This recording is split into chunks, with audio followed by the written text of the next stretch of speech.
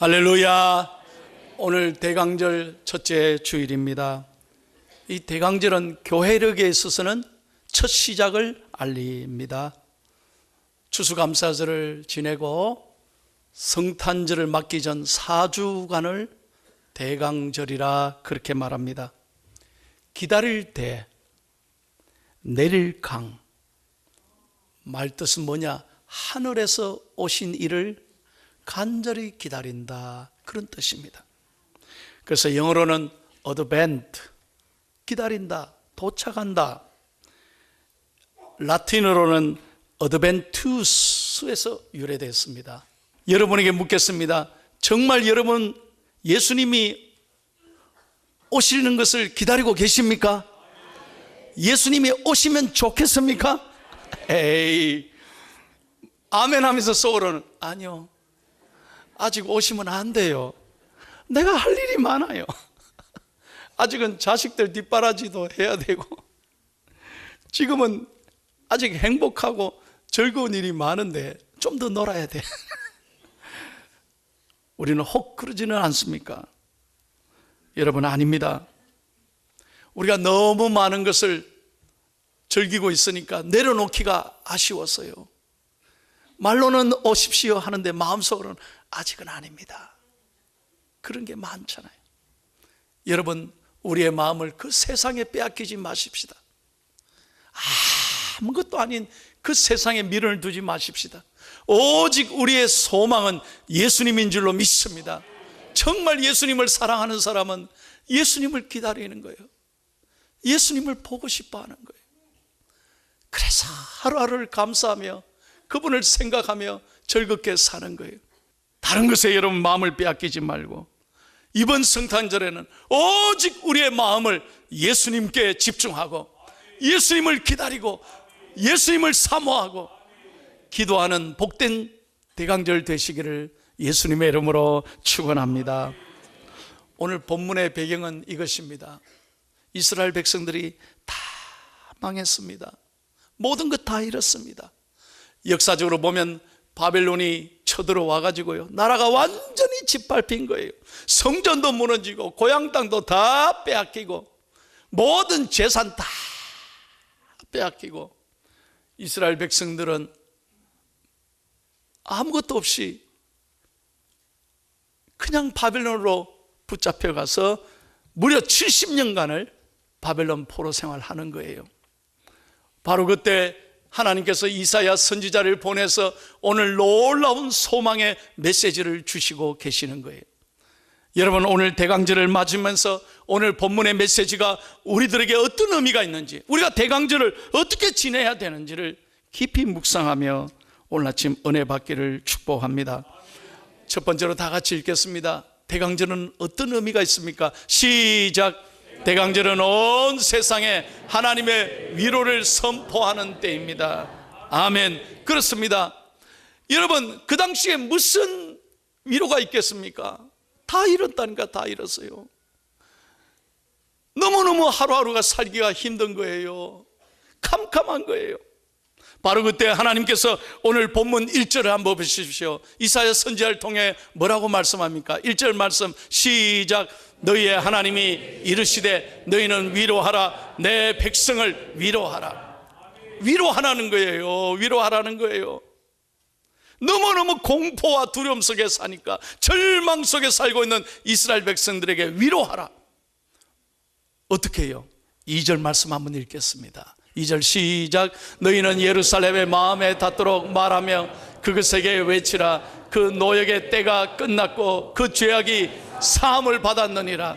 그의 모든 죄로 말미암아 여호와의 손에서 벌을 배나 받았느니라 할지니라 하시니라. 이제 끝났다는 거예요. 모든 죄값을 이제 다 치르렀다. 너가 받아야 될 모든 대가는 내가 다 지불했다. 이제 곧 메시아가 오리라. 여러분, 죄를 지은 사람이 감옥에서 다 자기가 죄값을 치르고 이제 다 끝났다 나가라고 할 때 여러분 얼마나 기쁘겠어요. 얼마나 얼마나 감격스럽겠어요. 얼마나 자유하겠어요. 한번 생각해 보세요. 여러분, 빚을 져본 경험이 있으시죠? 못 살아요. 빚 때문에 못 산다니까. 두 발 뻗고 잠을 잘 수 있어요? 혹시 전화 오면 그 사람 전화인가? 독촉하는 전화인가? 가슴이 뛰잖아요. 여러분, 한 번도 빚 안 져봤나 봐요. 못 산다니까, 못 사. 미국은 말이죠, 돈 내라 하는 세금을 빌이라 그래요. 빌. 꼬박꼬박 날짜도 안 틀려요. 뭔 빌이 그렇게 많이 오는지요. 그래, 빌이 막 책상 위에 쌓여요. 돈 내라는 거예요. 그래서 미국은 빌빌 인생이다. 맨날 빌만 쳐다보면 얼마나 마음이 무거운지 몰라요. 다 갚아야 될 빚이죠. 그런데 오늘 말씀해 보세요. 그 빚을 다 예수 그리스도께서 모든 수고와 무거운 짐을 다 짊어지셨다. 이미 다 치렀다는 거예요. 끝났다는 거예요. 얼마나 감사한 소식이에요. 그렇습니다. 여러분, 우리의 모든 수고와 무거운 짐을 예수 그리스도께서만이 우리의 힘이 되시고 우리의 소망이 되셔서 우리의 위로가 되셔서 내 모든 무거운 짐을 대신 짊어질 줄로 믿습니다. 이제 다 끝났다는 거예요. 다 수고했다는 거예요. 다 치렀다는 거죠. 얼마나 감사한 거예요. 여러분, 세상 쳐다보면 소망이 없습니다. 사람 쳐다보면 위로가 없어요. 실망할 뿐이라는 거예요. 인간은 보면 실망할 뿐이에요. 그래서 세상 보지 말고 사람 보지 말고 이제 눈을 들어 하나님을 보라. 그가 너희를 위로하리라. 주님밖에 없어요. 주님밖에 없어요. 이것이 대강절인 거예요. 여러분, 이 대강절을 맞으면서 우리의 마음이, 우리의 눈과 우리의 귀와 우리의 관심이 예수님께 집중되기를 저는 간절히 소원합니다. 찬송합니다. 주님과 같이 내 마음 만지는 분은 없네. 오랜 세월 찾아 난 알았네. 내게 주밖에 없네. 주잡이 강같이 흐르고 주 손길 치료하네. 고통받는 자녀 품으시니 주밖에 없네. 주님과 같이 내 마음 만지는 분은 없네. 오랜 세월 찾아 난 알았네. 내게 주밖에 없네. 할렐루야. 이 세상을 보면, 사람을 보면, 상황을 보면 우리는 너무너무 가슴이 찢기고 답답하지만, 여러분, 눈을 들어 예수 그리스도, 우리의 소망 되신 그분을 바라볼 때 하나님이 우리를 새 힘을 주시고 우리의 눈물을 닦아주시고 용기와 희망을 주실 줄로 믿습니다. 오늘 일부 예배 마치고 어떤 할머니가 저를 찾아왔어요. 목사님, 지난 3년간 너무너무 고마웠습니다. 목사님께 마지막에 인사하고 가고 싶었습니다. 아유, 그래요. 목사님, 그냥 3년간 제가 너무 은혜를 받고 이제 이사를 간다는 거예요. 이사를 간다는 거예요. 그래서 목사님께 너무 감사하다고 해요. 저는 너무너무 외롭고 힘들었지만 이 예배 나와서 설교 듣고 힘을 얻고 자기 하루도 빠짐없이 우리 기도실에, 삼청저 기도실에 와서 매일 1시간씩 기도했다는 거예요. 그 기도로 자기가 살아갈 수 있었고 큰 용기를 얻었습니다. 목사님께 감사하다고 인사하고 가겠습니다. 할렐루야. 그렇습니다, 여러분. 주님밖에 없습니다. 이번 대강절에는 여러분, 주님만이 나의 힘이시요 나의 소망인 것을 믿고 주님 앞에 더 가까이 나아가는 저와 여러분이 되기를 예수님의 이름으로 축원합니다. 두 번째, 다 같이 읽겠습니다. 시작. 대강절은 여호와의 길을 준비하는 시간입니다. 자, 보십시오. 이스라엘 백성들이 지금 포로 생활합니다. 구약 성경에는 성전이 있었습니다. 근데 다 무너졌잖아요. 제사가 있었어요. 그래서 하나님을 만났어요. 그리고 자신들의 죄를 해결하기 위하여 제물을 드렸던 거예요. 지금은 성전이 없으니까 하나님을 만날 길이 없는 거예요. 그런데 오늘 하나님께서 이렇게 선포합니다. 이제 내가 너희를 만나리라. 그러므로 만날 길은 딱 하나, 너희들이 준비해야 될 게 있다는 거예요. 3절 한번 다 같이 읽겠습니다. 오늘 3절 말씀 시작.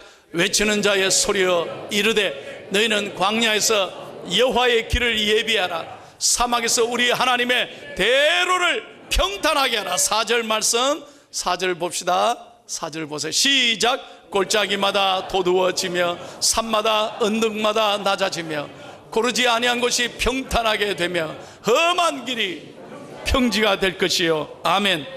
여러분, 인간의 죄악이 다 깨끗하게 해결됐을 때 비로소 그들은 하나님을 만난 거예요. 그러므로 너희는 광야에서 여호와의 길을 예비하라. 이 말이 무슨 말이에요? 길 닦아란 말이에요. 여러분, 영적인 깊은 뜻이 있어요. 무슨 말이냐? 우리가 하나님을 만나기 전에 우리 마음속에 있는 모든 장애물을 제거하라는 것입니다. 골짜기는 깊이 패였으니 도둑고 산과 언덕은 좀 낮아지게 하고 고르지 않은 것을 평탄하게, 그리고 험한 곳은 허물어서 평지가 되게 하라는 거예요. 그래야 하나님을 만난다는 거예요. 그래야 예수 그리스도가 임재한다는 거예요. 무슨 말입니까? 여러분 마음의 상처와 가시와 막 삐뚤삐뚤한 모든 잘못된 울퉁불퉁한 마음을 여러분 영적으로 회개해야, 깨끗하게 내 마음을 평탄하게 만들어야 예수 그리스도가 임재하시는 것입니다. 누가 먼저 회개해야 돼요? 여러분이 스스로 대답해요. 누가 먼저 회개해야 돼요? 예, 그래야 하나님 만날 수 있어요. 더 이상 상처 속에 갇혀서 살지 마세요. 여러분에게 오늘 저는 설교를 준비하면서 간절히 소원하고 축복합니다. 여러분, 빛 대신 예수님께서 정말 우리에게 어둠을 밝혀주셨듯이 오늘 예수 그리스도를 영접하고 예수 그리스도를 나의 주라고 고백하면서 여러분의 마음에 있는 모든 어둠이 떠나가기를 예수님의 이름으로 축원합니다. 가장 가까운 사람에게서부터, 여러분 가족들에게, 부모님, 남편과 아내, 내 자녀들에게서부터 여러분 마음에 평탄하게 만들어야 돼요. 언제까지 미움 속에 살겠어요? 언제까지 상처 속에 살겠어요? 그래가 캐롤 부르면 하나님 기뻐하세요? 아, 오늘 교회 가니 대강절이라더라. 크리스마스 추리도 만들었네. 그래가지고 여러분 예수님을 모시겠냐 이 말이에요. 이건 하나님이 기뻐하시는 거 아니에요. 그런 불평과 원망 속에 갇혀서 살지 말고 이제는 우리의 마음에 예수 그리스도를 모심으로 화해와 용서와 사랑과 일치를 선포해야 할 줄로 믿습니다. 지금도 전 세계가 역사의 인물 가운데 가장 존경하는 인물 한 사람을 뽑으라면요, 단연 여러분 1등이 누구냐? 바로 이 사람이에요. 넬슨 만델라예요. 1918년에 태어났습니다. 95세 일기로 세상을 떠났습니다. 2013년 12월 5일 내가 돌아가신 날짜도 기억하는 거예요. 그때 전 세계가 슬퍼했습니다. 여러분 잘 아시는 대로 그는 남아프리카 공화국에서 가난한 부족장의 아들로 태어났습니다. 그래서 자신의 민족이 백인들에게 서름을 받고 억압하고 착취하는 걸 보면서 민주화 운동을 시작했습니다. 그런데 그는 백인들에 의하여 고통을 받기 시작합니다. 1963년부터 1990년까지 무려 27년 동안, 이렇게 읽어야 돼. 27년 동안 감옥에 붙잡힙니다. 71세에 투옥했으니까 한번 생각을 해보세요, 여러분. 자기 인생의 가장 중요한 시기를 40대 중반부터 71세까지를 가장 인생의 중요한 시기를 감옥에서 고통받았다. 27년 동안. 그런데 그가 출소한 이후로 첫 마디가 뭐였는지 아십니까? 나는 더 이상 백인들을 저주하지 않겠습니다. 그들을 더 이상 미워하지 않겠습니다.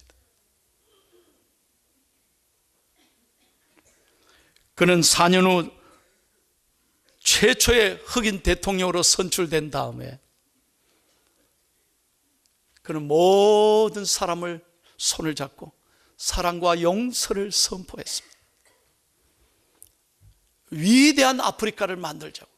이제는 더 이상 미움과 분노 속에 살지 말고 우리 모두를 용서하며 사랑하며 살자고 선포했어요. 그래서 전 세계가 그를 존경하는 거예요. 그는 노벨 평화상을 받았습니다. 여러분, 넬슨 만델라의 어록이란 책이 있어요. 얼마나 말 한마디 한마디가 우리 세상의 많은 시민들을 감동을 줬어요. 그 중에 제가 잊을 수 없는 말이 있어요. 한 가지만 소개할게요. 그분이 한 말이에요. 삶에서 중요한 것은 우리가 살았다는 단순한 사실이 아니다. 다른 사람들의 삶을 어떻게 변화시켰는지가 우리의 삶의 의미를 결정할 것이다. 별로 감동이 안 돼요? 무슨 말입니까? 여러분, 오늘 어떻게 하나님 앞에 살고 있습니까? 먼저 나부터 마음을, 여러분, 하나님의 대로를 만들어가면서 우리의 마음을 평탄하게 만드시기를 축복합니다. 더 이상 어두움과 상처 속에 살지 말고 우리는 용서와 화해를 선포하며 우리가 먼저 손을 내밀고 우리가 먼저 사랑해야 할 것입니다. 오늘 대강절에 우리가 빛으로 생명으로 오신 예수 그리스도를 가슴에 모시고 이제는 사랑으로, 이제는 용서로 살아가는 저와 여러분이 되기를 예수님의 이름으로 축복합니다. 우리 인생 아무것도 아닌 거예요. 여러분, 오늘 3절에 한번 보십시오. 하나님께서 이렇게 우리에게 말씀하십니다. 대강절의 세 번째 의미, 세 번째 다 같이 읽겠습니다. 시작.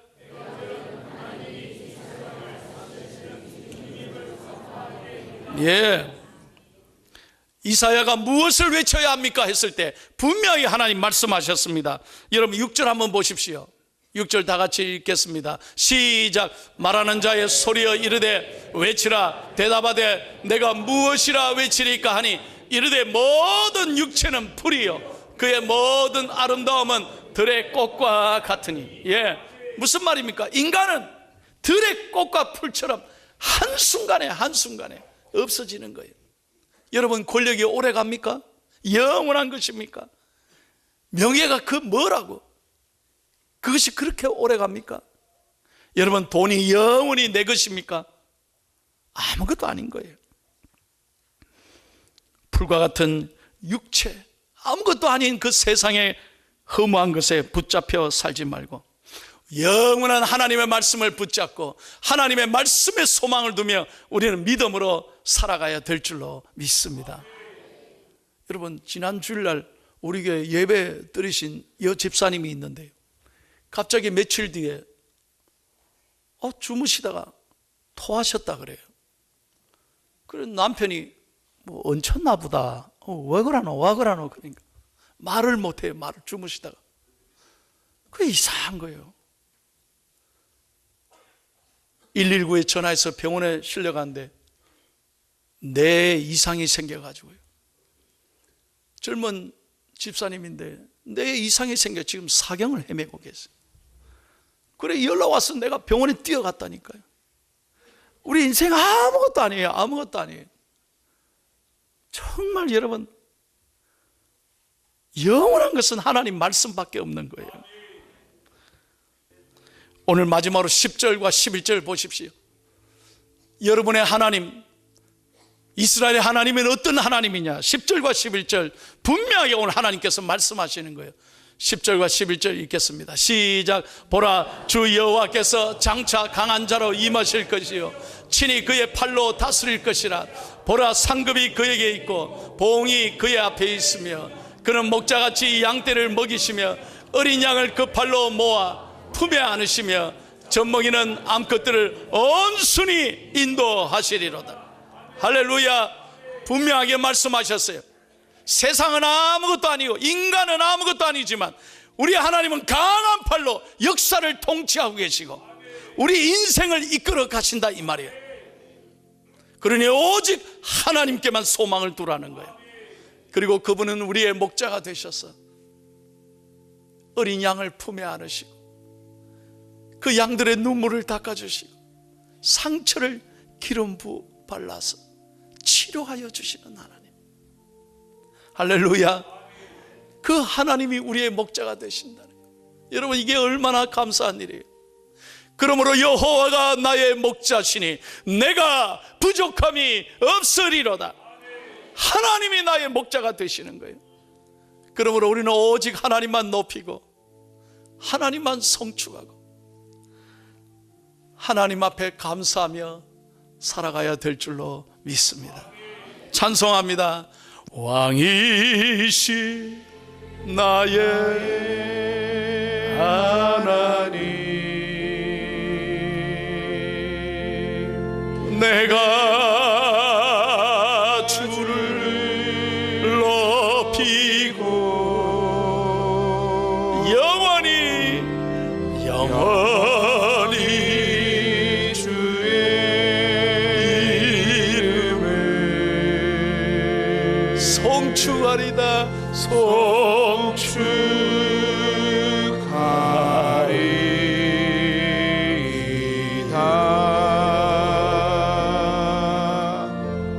아멘. 내 영혼아 여호와를 송축하라. 내 속에 있는 것들아 다 여호와를 감사할지어다. 여러분, 세상의 삶의 승리의 비결이 어디에 있느냐? 하나님을 높이는 거예요. 하나님 앞에 기도할 때 여러분의 삶을 선하게 이끌어 주실 줄로 믿습니다. 다윗 보세요. 여러분, 성경에 보면 다윗은 전쟁 때마다 승리했어요. 백전백승했어요. 다윗이 무슨